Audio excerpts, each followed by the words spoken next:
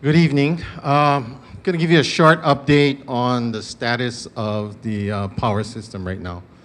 So in general, we have approximately 400 customers without power, primarily in the Leilani Estates and Lanipuna Gardens area.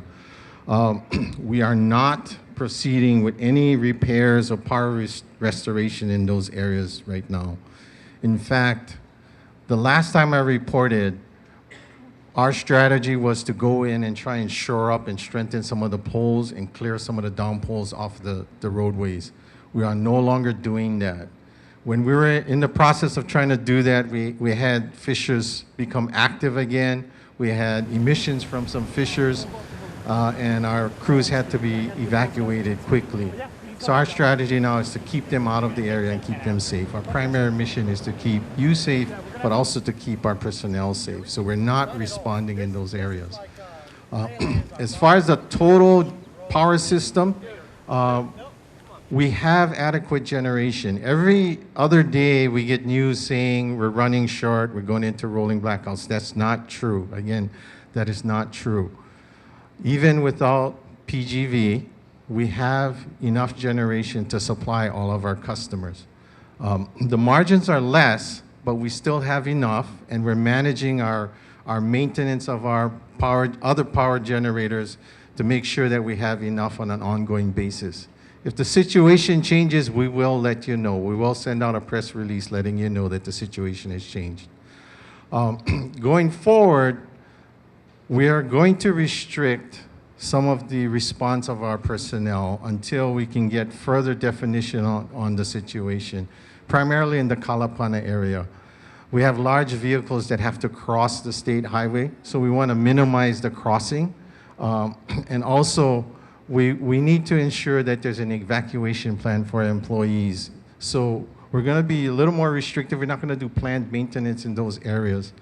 We're going to respond if there's a down conductor or some kind of emergency, but it's going to be restricted. And we're going to try and primarily do it during daytime hours. As far as the ash can cause problems on our power system. What happens with the ash is it can coat our insulators with conductive materials so that the insulator can then have a short circuit. So we're monitoring all of the facilities around the summit area and all the way down to Ka'u.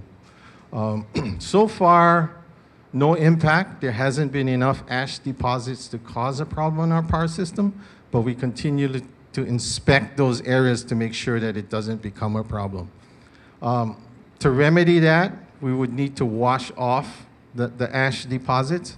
And in order to do that, we may take some planned power interruptions in order to do that. What we want to make sure is that we'll do planned interruptions so that we don't have long, extended, unplanned power interruptions. So if we need to do that, if we need to do planned maintenance to wash off the insulators, we will let you know. We'll send out press releases. We have moved our community center to county council offices here in Pahoa.